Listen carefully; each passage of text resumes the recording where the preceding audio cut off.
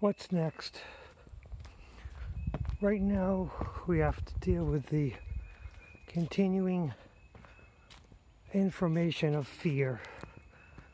The current situation with the quarantine is doable.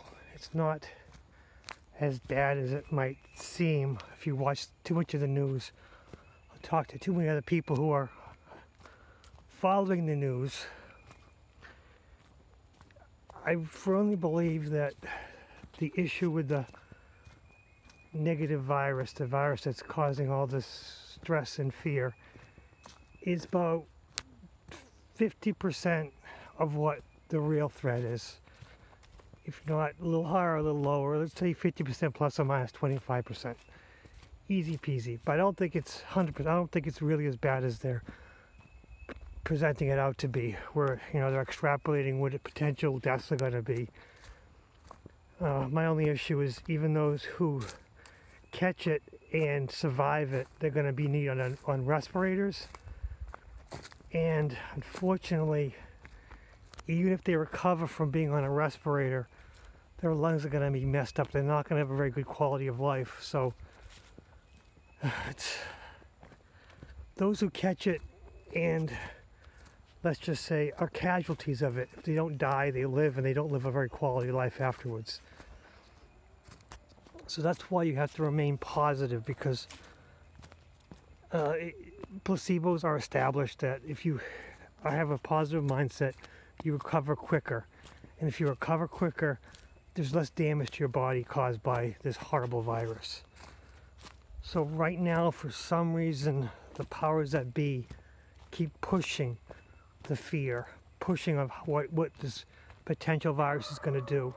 I mean, I am very pleased, I'm very comfortable with the current situation of keeping your hands clean, washing, remaining 6 feet from each other, maintaining social distancing.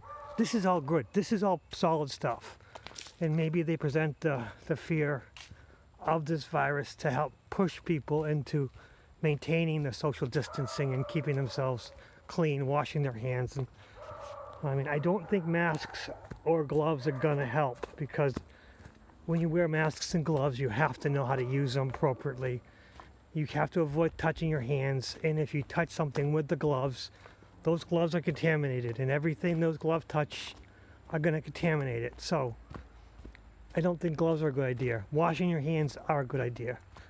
I also don't think using hand sanitizers is a good idea, because you put the hand sanitizing on, you're not getting rid of the virus, you're just covering it up and maybe breaking it up. But if it doesn't destroy all of it and a little bit is left, it's still contaminated.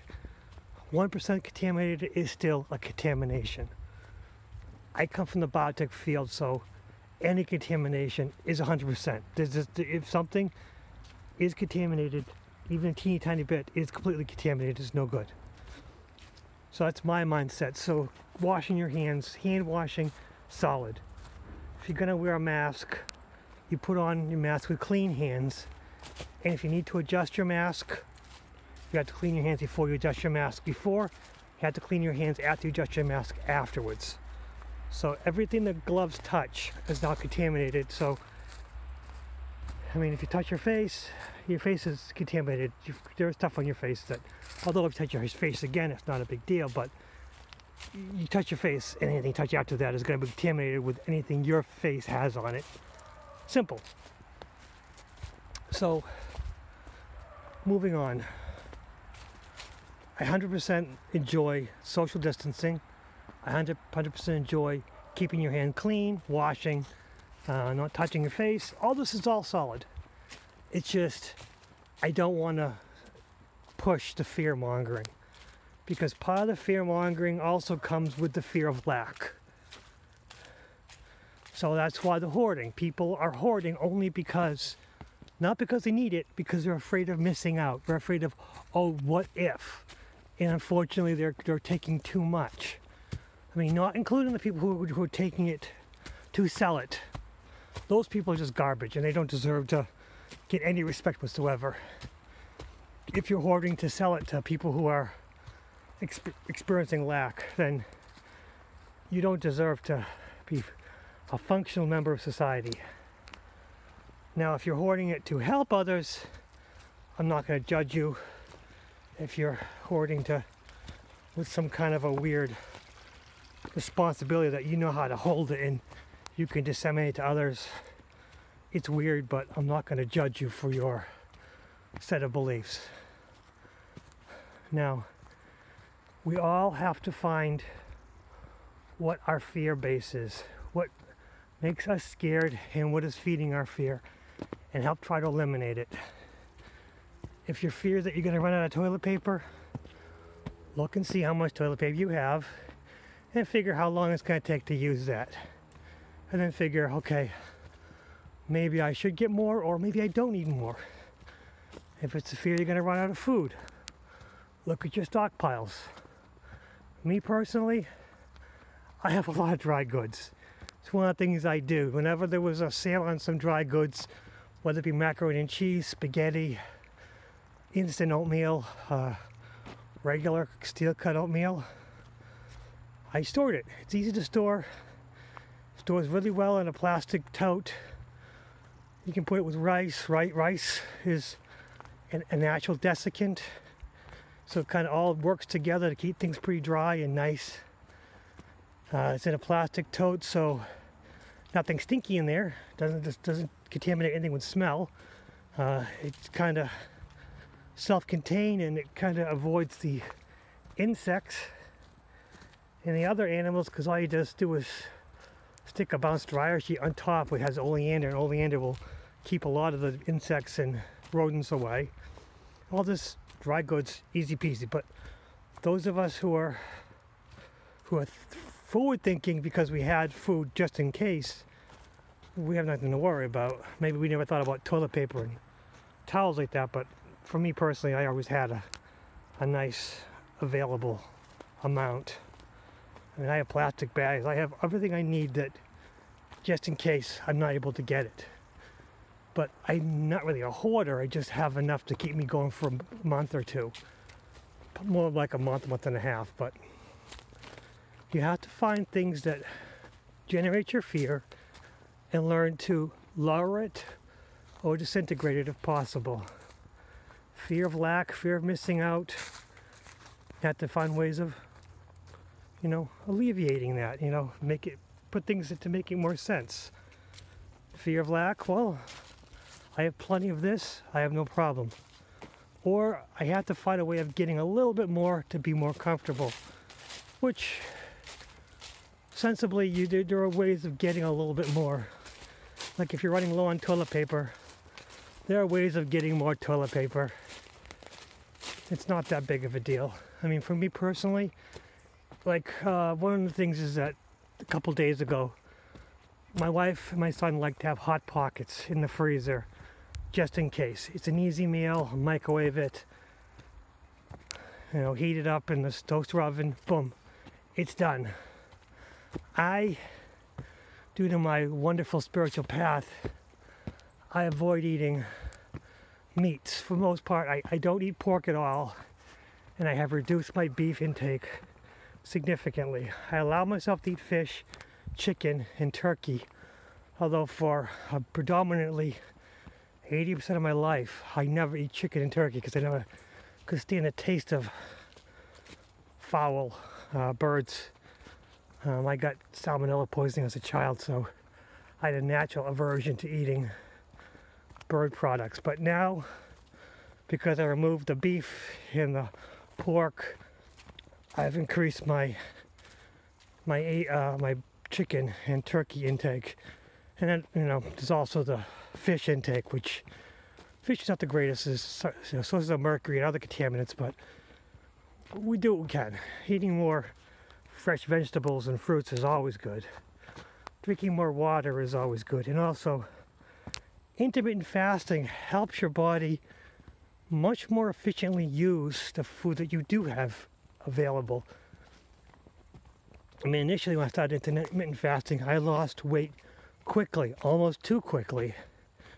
Then after that, I had to decrease my intake even more because I started to plateau, and even with the food intake I was having, which was supposedly a little bit too low for my height and weight, I was still gaining because my body was using food more efficiently. And that's what one of the strange side effects of intermittent fasting is. Your body is much more efficiently at consuming or using the food that you give it, which is, economical, I guess. But the most important thing is fear. You have to learn to alleviate your fear. If it's fear of lack, find ways of increasing your stockpile to make yourself comfortable. No hoarding, no excessive, just enough to keep you happy for about a month and a half, which we're going to have plenty of supplies. It's just going to be a little lean occasionally, but we'll never be completely out, because that's the fear. Don't feed the fear. If it's a fear of disease, catching it, keep your hands clean. If you're going to be told to wear a mask, don't touch your face, don't touch your mask unless your hands are clean. If you're required to wear gloves, those gloves are contaminated. Anything those gloves touch are contaminated. And will contaminate anything else it touches. So that's why I'm kind of against using gloves. I'm okay wearing masks only because anything that you might have, whether it be natural bacteria and you have an allergy, start coughing and sneezing, you'll spread it. If it's a minor virus, well, you don't want to spread it around because we're dealing with that major virus. And if you happen to catch the major virus, as long as you maintain good spirits and a few vitamins and minerals which you have stockpiled, you'll be fine. Just try to, if you're worried about the virus, eat healthy, take multivitamins, drink lots of water, vitamin C, natural vitamin C. You don't need the pills as much as you do need fresh fruits and vegetables to get that vitamin C in your body. Get outside in the sun. Vitamin D is really good for this because vitamin D will prevent a lot of the issues with these viruses. Yeah, but if you're out in the sun, you'll make your own vitamin D, which is always good. But taking some supplemental vitamin D can't hurt. And with that vitamin D comes calcium, a little bit of sodium and magnesium, all these wonderful minerals that you're easily getting from either supplements or from the foods. I'm meandering, talking around in circles, when all I want to say is reduce your fear. The more you lower your fear, the better off you'll be. And if you find yourself fearing, start compassionately listening to the voices in your head. And if others are causing you fear, learn to compassionately listen to them. Because what they are trying to put fear upon you, they might be trying to eliminate the fear in themselves.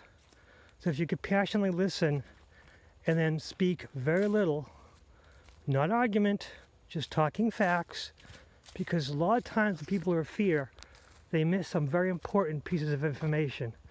And if you can just gently persuade them into the right direction, we'll all be happy, we'll all be calm, and we'll all be free. Just remember, you drive your life. You are the God, you are the power of your life. You're the master of your life path.